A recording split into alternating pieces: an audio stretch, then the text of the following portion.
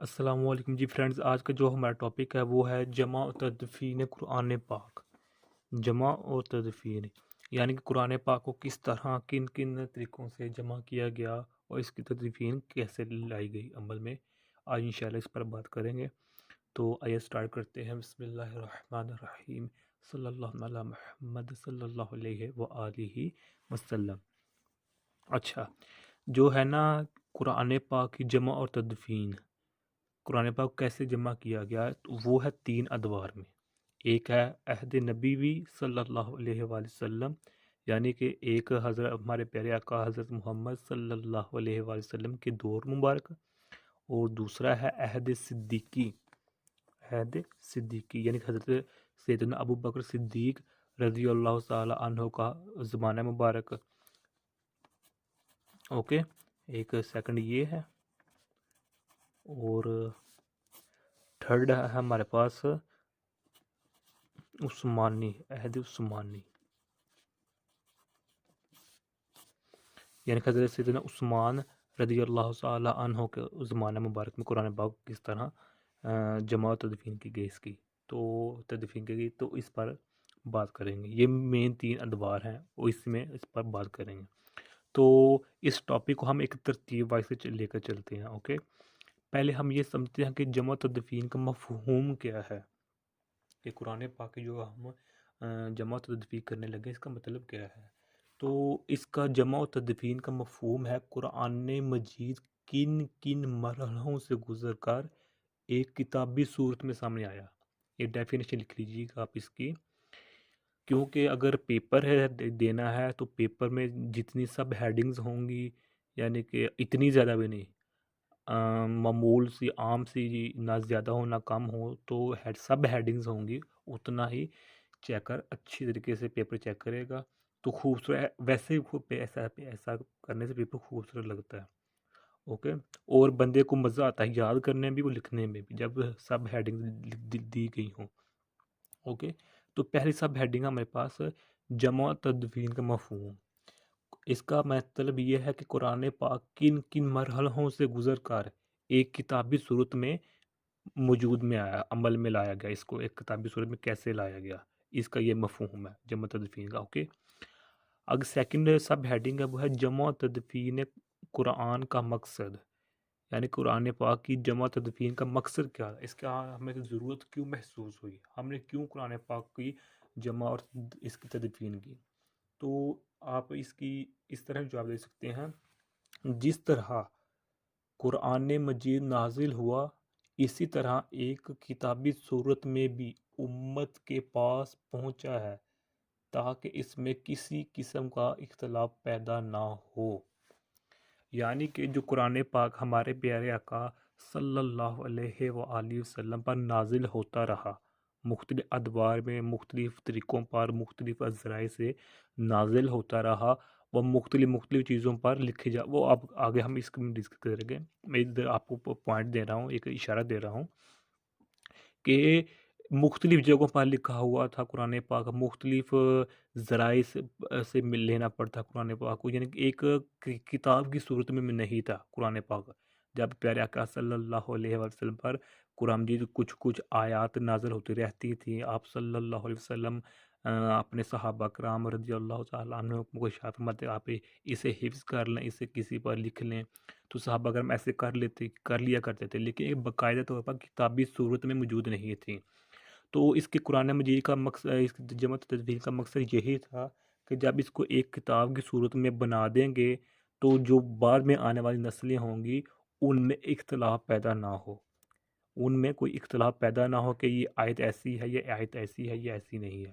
اس کا مقصد یہی تھا کہ اس کو دور صحابہ کرام میں اچھے طریقے سے مضبوطی سے ایک کتاب کی صورت دے دی جائے، تاکہ بعد میں آنے والے لوگ اس میں شک و شبہ میں نہ پڑیں۔ اوکے، آگے ہے جمع تدوین قرآن کے ادوار، کہ قرآن پاک کی جمع اور تدوین کن کن ادوار میں کی گئی۔ اوکے، پہلا زمانہ مبارکہ ہے ہمارے پیارے آقا صلی اللہ علیہ وآلہ وسلم کا، جس کو ہم عہد نبوی کہتے ہیں، یعنی کہ پیارے آقا صلی اللہ علیہ وآلہ وسلم کی جب اس دنیا میں حیات تھے، جب آپ صلی اللہ علیہ وسلم نے 63 साल उम्र तक इस ज़िंदगी में इस दुनिया में रहे, उस वक़्त तक जो कुरान पाक में क्या क्या हुआ, कुरान पाक किस किस तरह जमा की गई, उसकी किस किस तरह तदवीर की गई, वो उसको हम अहद नबवी कहते हैं सल्लल्लाहु अलैहि व आलिहि वसल्लम। और उसके बाद दूसरा दौर आता है अहद सिद्दीकी, चूँकि हमारे प्यारे आका सल्लल्लाहु अलैहि वसल्लम इंतकाल फरमा चुके थे, ज़ाहिरी तौर पर यानी कि इस दुनिया से रिहलत कर चुके थे, और उसके बाद हज़रत अबू बकर सिद्दीक़ रज़ी अल्लाह ताला अन्हु का ज़माना मुबारक है, यानी कि इन्होंने हुक्मरानी की जो कमान वो संभाली। फिर उसके बाद हज़रत उमर रज़ी अल्लाह ताला अन्हु आए, फिर उसके बाद हज़रत उस्मान आए। तो जो मेन काम था वो हज़रत अबू बकर सिद्दीक़ के ज़माने में हुआ, उसको हम अहद सिद्दीकी कहते हैं। फिर तीसरे खलीफा हज़रत उस्मान के ज़माने में इस पर काम किया गया, तो उसको हम अहद उस्मानी कहते हैं। ओके हो गया। अब हम सबसे पहले अहद नबवी सल्लल्लाहु अलैहि व आलिहि वसल्लम पर बात करते हैं। ये देखें, अब हमारे पास ये दो मेन हेड है, तीन मेन हेडिंग है, एक अहद नबवी सल्लल्लाहु अलैहि वसल्लम, एक है अहद सिद्दीकी रज़ी अल्लाह ताला अन्हु, और एक हमारे पास अहद उस्मानी। ये फ्रेंड्स आप ना भी कोशिश कीजिएगा कि जब भी हमारे प्यारे आका सल्लल्लाहु अलैहि वसल्लम का नाम मुबारक आए, वहाँ सल्लल्लाहु अलैहि वसल्लम लिखा करें या सल्लल्लाहु अलैहि वसल्लम पढ़ा करें, लिखा करें। और जब भी किसी सहाबी का नाम हुआ है, वहाँ रज़ी अल्लाह अन्हु या रज़ी अल्लाह ताला अन्हु लिखा करें और पढ़ा भी करें। ओके, ये मेरी रिक्वेस्ट आप लोगों से। अच्छा, अब हम पहला दोबारा अहद नबवी सल्लल्लाहु अलैहि वसल्लम पर बात करते हैं। अहद नबवी सल्लल्लाहु अलैहि वसल्लम में जब यानी कि जब हमारे प्यारे आका सल्लल्लाहु अलैहि वसल्लम इस दुनिया में हयात थे, इंतकाल करने से पहले पहले कुरान पाक की जमा और तदफीन कैसे हुई, वो इस अहद नबवी सल्लल्लाहु अलैहि वसल्लम में हम देखते हैं। तो इसकी भी सब हेडिंग्स बना लें आप। अगर सब हेडिंग बना लेंगे तो बहुत फ़ायदा, बहुत नहीं बल्कि बहुत ज़्यादा फ़ायदा हो जाएगा आपको ये आसान याद करने में। ओके, देखा मैं इधर में बना देता हूँ। पहली सब हेडिंग लिख लें आप, इसकी है हमारे पास अहद नबवी में कुरान किन किन तरीक़ों से जमा किया गया, यानी कि आप इसे लिख लें, कुरान पाक को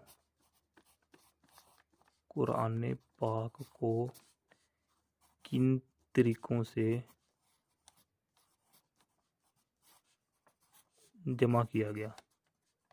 आप ये सब हेडिंग दे लें। ओके, हेडिंग है ये। ओके, ये सब हेड पहली सब हेडिंग है। तो इसका जवाब ये है कि दो तरीक़ों से कुरान पाक को अहद नबवी सल्लल्लाहु अलैहि वसल्लम में जमा किया गया। पहला तरीका है हिफाजत बज़रिया हिफ्ज़, और हिफाजत सेकंड है हिफाजत बज़रिया किताबत। यानी पहला तरीका था हिफ्ज़ और सेकंड है हमारे पास किताबत। यानी कि जब भी प्यारे आका सल्लल्लाहु अलैहि वसल्लम पर कोई आयत नाज़र होती, हज़रत जिब्रील अमीन अलैहिस्सलाम लेकर आते, तो आप सल्लल्लाहु अलैहि वसल्लम खुद भी या करते और सहाबा कराम को भी कहते, आप इस आयत को लिख लें, या किताब की शक्ल में लिख लें, कहीं भी लिख लें, या फिर इसको हिफ़्ज़ कर लें। तो सहाबा कराम याद कर लिया करते थे, या बाज़ औक़ात उसको लिख लिया करते थे किसी भी चीज़ पर। तो ये इन दो तरीक़ों से, यानी कि हिफ़्ज़ और किताबत, हिफाजत बज़रिया हिफ़्ज़ और हिफाजत बज़रिया किताबत, इन दो तरीक़ों से कुरान पाक को अहद नबवी सल्लल्लाहु अलैहि वसल्लम में जमा किया जाता था। चूँकि जो सहाबा कराम थे, जो अहले अरब थे, वो बहुत गैर मामूली हाफ़िज़ा के मालिक हुआ करते थे, यानी कि उनका हाफ़िज़ा बहुत अच्छा हुआ करता था, और उनको अपने आबाओ अजदाद का नस्ल व शजरा बहुत अच्छी तरीके से याद हुआ करता था, यानी कि उनकी एक हम कह लें कि ज़हीन बहुत हुआ करते थे। इस तरह जब सहाबा कराम रज़ी अल्लाह ताला अन्हुम कुरान पाक को याद किया करते थे, तो उनको इतनी ज़्यादा मुश्किल पेश नहीं आती थी। ओके, और इन सहाबा कराम के साथ साथ सहाबियात भी थी जिन्होंने कुरान पाक को हिफ़्ज़ किया था। जिन जिन सहाबा कराम ने कुरान पाक को हिफ़्ज़ किया, उनमें से हज़रत अबू बकर सिद्दीक़ हैं, हज़रत उमर हैं, हज़रत उस्मान हैं, हज़रत अली हैं, हज़रत तलहा हैं, हज़रत साद हैं, हज़रत अब्दुल्ला बिन मसऊद हैं, हज़रत अबू हुरैरा हैं, हज़रत हुज़ैफ़ा हैं, हज़रत अनस बिन मालिक हैं, حضرت ابی بن کعب اور اس جیسے بہت وہ صحابہ کرام ہیں جنہوں نے قرآن پاک کو حفظ کیا تھا. اوکے، اس کے بعد جو صحابیات ان میں آتے تھے حضرت عائشہ، حضرت حفصہ، حضرت سلمہ اور حضرت ورقہ، یہ صحابیات کے نام آ جاتے ہیں جنہوں نے قرآن پاک کو زبان نگار کیا تھا. اوکے، تو یہ تھا یعنی کہ حفظ کیا تھا انہوں لوگوں نے. تو سیکنڈ جو طریقہ کہا تھا وہ کتابت، یعنی کہ کسی چیز پر لکھ لیا کرتے تھے. جب نبی پاک علیہ الصلوۃ والسلام پر کوئی بھی آیت نازل ہوا کرتی تھی تو جو صحابی کسی آیت کو کسی بھی جگہ پر نوٹ کر لکھ لیا کرتا تھا تو اس کو ہم کہتے ہیں کاتب وحی، کہ یہ آدمی، یہ صحابی کاتب وحی ہے. یعنی کہ یہ اس صحابی نے کاتب وحی اس صحابی کو کہتے ہیں جس صحابی نے کوئی آیت پیارے آقا صلی اللہ علیہ وسلم سے سن کر کسی جگہ پر لکھی ہو محفوظ کرنے کے لیے، اس کو ہم کاتب وحی کہتے ہیں.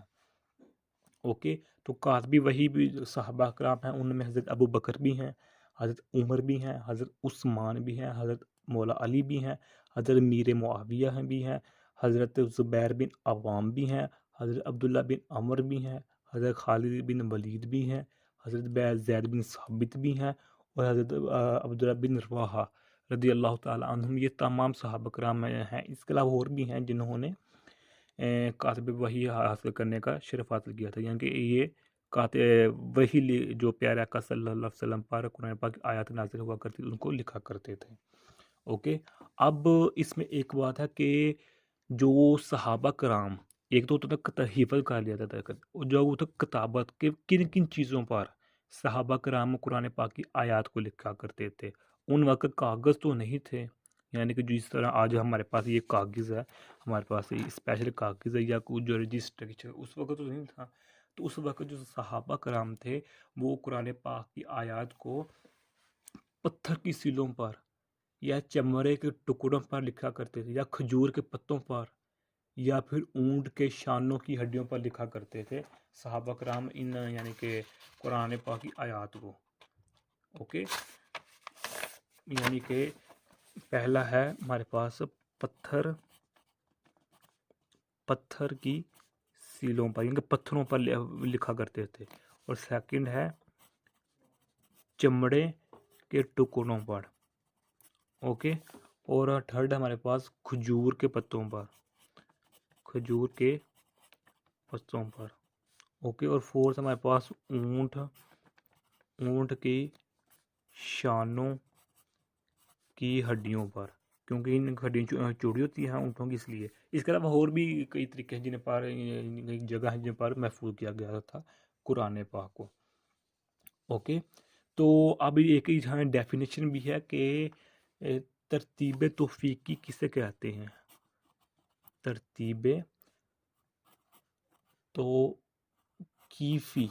توقیفی کسے کہتے ہیں، یہ ایک ڈیفینیشن ہے. ادھر اسے کے ساتھ ٹچ کر رہا ہوں کہ ترتیب توقیفی اس کو کہتے ہیں جس ترتیب سے قرآن پاک نازل ہوا تھا. جیسے جیسے قرآن پاک نازل ہو رہا تھا صحابہ کرام نوٹ کرتے جا رہے تھے، جمع کرتے جا رہے تھے، تو اس ترتیب کو ہم ترتیب توقیفی کہتے ہیں. اوکے، تو اب یہاں ایک سوال آپ کے لوگوں سے ذہن میں آ سکتا ہے کہ پیارے آقا صلی اللہ علیہ وسلم یعنی کہ عہد نبوی صلی اللہ علیہ وسلم میں قرآن پاک کو اکٹھا کیوں نہیں کیا گیا تھا؟ حالانکہ صحابہ کرام اور پیارے آقا صلی اللہ علیہ وسلم اس بات کو جانتے تھے کہ بعد میں آنے والے لوگوں کے لیے مسئلہ بنے گا، تو اس وقت یعنی کہ عہد نبوی میں قرآن پاک کو ایک کتاب کی شکل میں کیوں نہیں پرو دیا گیا؟ تو اس کا جواب آپ یہ لے لیں کیونکہ یہ بات کنفرم نہیں تھی کہ اللہ پاک کی طرف سے پیارے آقا صلی اللہ علیہ وسلم پر قرآن پاک کا نزول ہونا بند ہو گیا ہے. یعنی کہ حضور کے عہد میں ایک کتابی شکل میں یکجا نہ کرنے کی بنیادی وجہ یہ تھی کہ ممکن تھا کہ کوئی حکم یا کوئی آیت اللہ کی طرف سے منسوخ ہو جائے، مگر حضور صلی اللہ علیہ وسلم کے وصال کے بعد جب یہ امکان ختم ہو گیا کہ اب کوئی بھی قرآن پاک کی آیت نازل نہیں ہوگی، تو اس لیے ایک کتابی صورت میں اس کو یکجا کرنے کی ضرورت پیش آئی قرآن پاک کو. تو اب اس کو عہد صدیقی میں لایا گیا، چونکہ پیارے آقا صلی اللہ علیہ وسلم انتقال کر چکے تھے، انتقال فرما چکے تھے، اس لیے اب حضرت ابوبکر صدیق کی حکومت آئی تھی انہوں کے بعد، پیارے آقا کے بعد، تو ان کے زمانہ مبارک میں قرآن پاک کے اوپر کچھ کام ہوا تھا، چونکہ انہوں نے آلموسٹ 2-2.5 سال یعنی کہ 11 سے لے کر 13 سال، آلموسٹ 2 سال انہوں نے حضرت ابوبکر صدیق رضی اللہ تعالیٰ عنہ نے حکومت کی تھی۔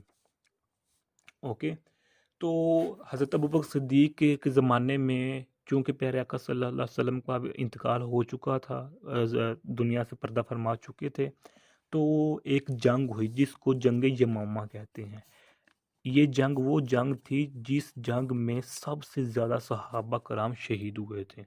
اس جنگ میں جو ایک آدمی تھا مسلمہ کذاب، یہ گستاخ تھا، یہ یعنی کہ نعوذ باللہ کہتا تھا کہ میں نبی ہوں، نعوذ باللہ، حالانکہ ہمارے پیارے آقا صلی اللہ علیہ وسلم کے بعد اب کوئی بھی نیا نبی نہیں آئے گا، خاتم النبیین ہے ہمارے پیارے آقا صلی اللہ علیہ وسلم۔ تو یہ مسلمہ کذاب نے جھوٹا دعویٰ کر دیا تھا، تو حضرت ابوبکر صدیق رضی اللہ تعالیٰ عنہ نے ان کے خلاف جہاد کیا، اس جہاد میں آلموسٹ 1200 صحابہ کرام شہید ہوئے تھے۔ ان 1200 صحابہ کرام میں 700 صحابہ کرام حفاظ تھے جنہوں نے قرآن پاک کو حفظ کیا ہوا تھا۔ تو جب جنگ یمامہ ختم ہو چکی تھی، اس سے آپ میں ایک پوائنٹ بتاتا ہوں، اس سے آپ یہ بھی پتہ کر سکتے ہیں، ایک پوائنٹ حاصل کر سکتے ہیں کہ حضرت ابوبکر صدیق نے صرف ایک جنگ میں 1200 صحابہ کرام شہید کروا لیے تھے، کس کی خاطر؟ کہ پیارے آقا صلی اللہ علیہ وسلم کی ختم نبوت کہ آپ کے بعد کوئی نیا نبی نہیں آئے گا، جبکہ ہمارے پیارے آقا صلی اللہ علیہ وسلم نے پوری زندگی میں جتنی بھی غزوات یا جنگیں لڑیں، ان میں ٹوٹل صحابہ کرام شہید ہوئے تھے 259، یعنی کہ 260 صحابہ کرام شہید ہوئے تھے نبی پاک علیہ السلام کی پوری زندگی میں جتنی بھی غزوات جنگیں ہوئیں، لیکن صرف حضرت ابوبکر صدیق کی ایک جنگ میں، ایک جہاد میں 1200 صحابہ، یعنی بہت بڑی تعداد تھی۔ تو اس سے اندازہ لگا سکتے ہیں کہ ختم نبوت کا معاملہ کتنا حساس ہے۔ اوکے، تو آپ اپنا ٹاپک شروع کرتے ہیں کہ حضرت ابوبکر جب یہ جنگ یمامہ ختم ہو چکی تھی، 1200 صحابہ کرام شہید ہو چکے تھے، تو حضرت عمر نے حضرت ابوبکر صدیق سے کہا کہ اے امیر المؤمنین، 1200 صحابہ کرام جن میں سے 700 حفاظ شہید ہو چکے ہیں، اب ہمیں خطرہ ہے کہ چونکہ آہستہ آہستہ کچھ صحابہ کرام وفات پا رہے ہیں، کچھ شہید ہو رہے ہیں جنگوں میں، جہاد میں کرتے وقت، تو قرآن پاک کو ایک کتاب کی صورت میں لایا جائے، تاکہ بعد میں آنے والی نسلیں میں کوئی تفرقہ، کوئی یعنی فساد پیدا نہ ہو۔ تو حضرت ابوبکر صدیق نے جواب دیا، اے عمر، کیا میں وہ کام کروں جو نبی پاک نے نہیں کیا تھا؟ یعنی کہ حضرت ابوبکر نہیں مان رہے تھے کہ اے عمر تم کون سی بات کر رہے ہو، جب ہمارے نبی نے ایسا کام نہیں کیا تو ہم کیوں کریں؟ یہ حضرت ابوبکر کا جواب تھا، لیکن آہستہ آہستہ حضرت عمر حضرت ابوبکر صدیق کو قائل کرتے رہے، اے امیر المومنین، ٹھیک آپ کی بات ٹھیک ہے، لیکن اس میں دیکھیں ہماری امت کا ہی فائدہ ہے، پیارے آقا کی امت کا ہی فائدہ ہے اس میں۔ پھر چنانچہ آخر کار حضرت ابوبکر صدیق اس بات پر راضی ہو گئے کہ قرآن پاک کو جہاں جہاں لکھا ہوا ہے اس کو ایک کتاب کی شکل میں پرو دیا جائے۔ اوکے، تو جب حضرت ابوبکر صدیق رضی اللہ تعالیٰ قائل ہو گئے کہ ٹھیک ہے ایسے کرتے ہیں، تو حضرت ابوبکر صدیق نے حضرت زید بن ثابت، یہ صحابی ہیں، کاتب وحی بھی ہیں، ان کی ڈیوٹی لگائی کہ آپ نے قرآن پاک کو اکٹھا کرنا ہے، قرآن پاک کو ایک کتاب کی صورت میں لگانا ہے، یعنی کہ ان کی قیادت میں قرآن پاک کو اکٹھا کیا گیا عہد صدیقی میں۔ اوکے، تو اچھا، اس میں کچھ طریقہ کار بتائیں گے کہ قرآن پاک کو کس طرح کتاب کی صورت میں پیش کیا گیا۔ وہ 3 طریقے تھے۔ حضرت زید بن ثابت رضی اللہ تعالیٰ عنہ اور ان کے ساتھ کچھ جو صحابہ کرام ایک جگہ بیٹھ گئے تھے۔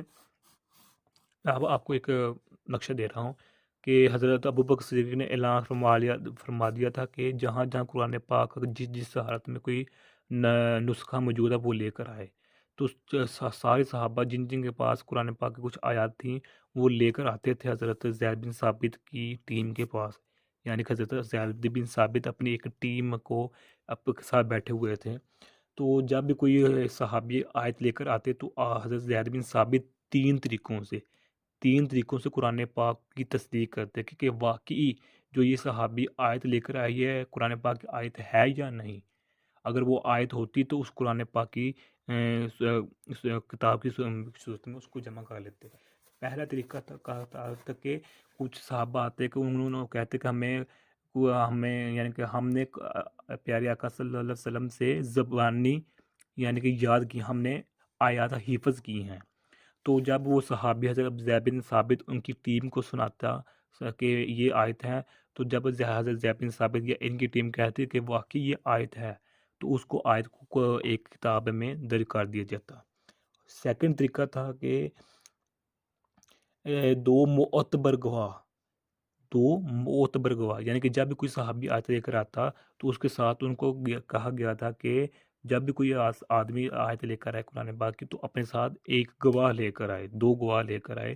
تو جب دو گواہ لاتے تو حضرت زید بن ثابت فرماتے کہ یہ بھی آیت درست ہے، اس کو بھی قرآن پاک کی یہ جلد میں شامل کرو۔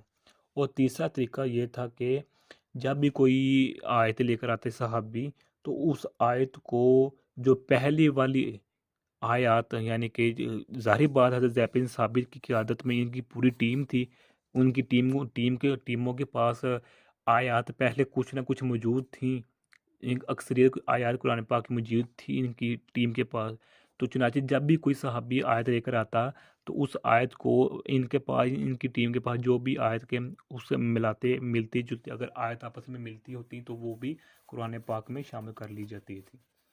اوکے، تو یہ تین طریقے سے یعنی کہ حفظ کے ذریعے، دو گواہوں کے ذریعے، اور تیسرا یعنی کہ صحیفوں سے موازنہ کرتے ہوئے، آیات کا موازنہ کرتے ہوئے۔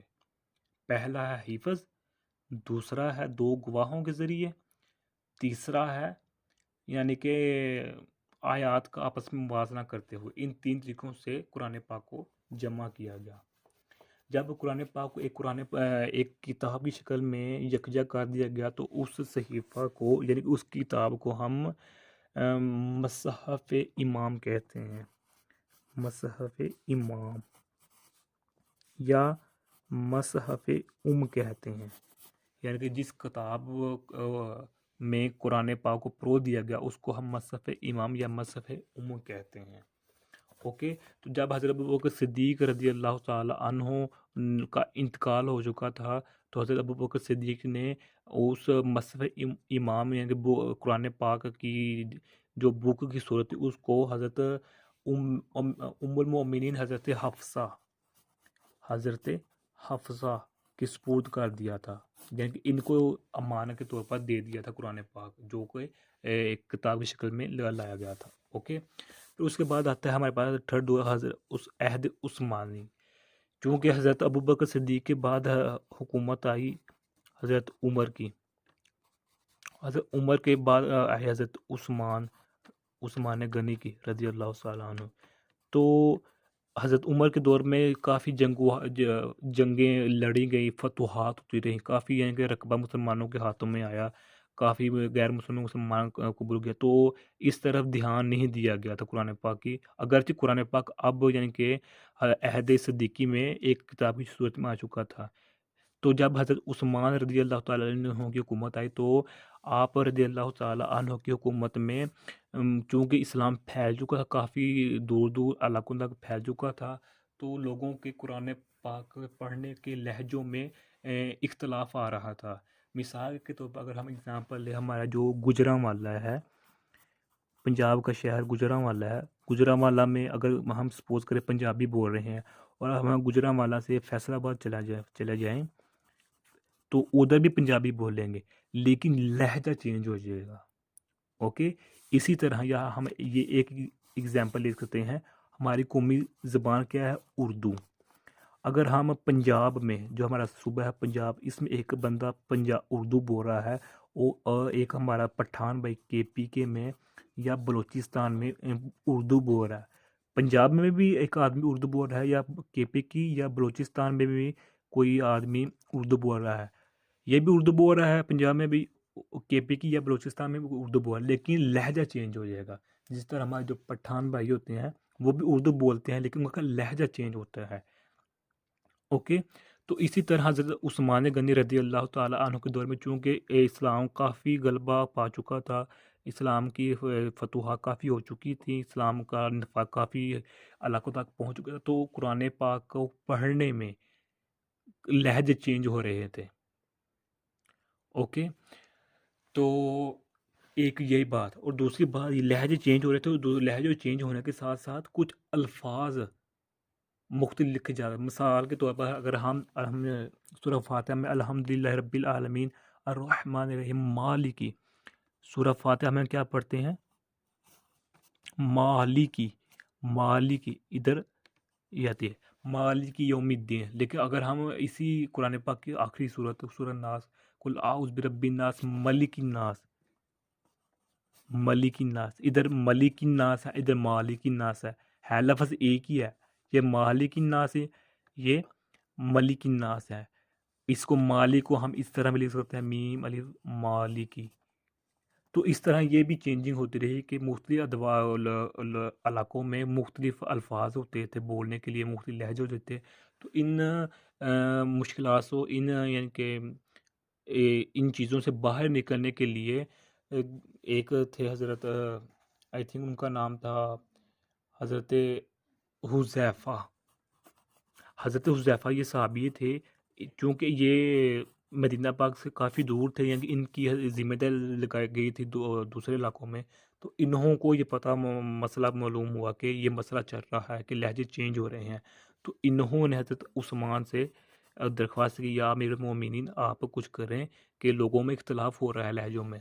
تو جو حضرت عثمان نے حضرت حفصہ یہ والے جن کو حضرت ابوبکر صدیق نے کتاب دی تھی قرآن پاک، حضرت عثمان نے حضرت حفصہ سے کہا کہ جو حضرت ابوبکر نے آپ کو ایک قرآن پاک کتاب کی صورت میں دیا وہ ہمیں دیں تاکہ ہم لوگوں کی مشکلات کو آسان کر سکیں. تو چنانچہ حضرت حفصہ رضی اللہ تعالیٰ عنہ سے قرآن پاک کو لیا گیا.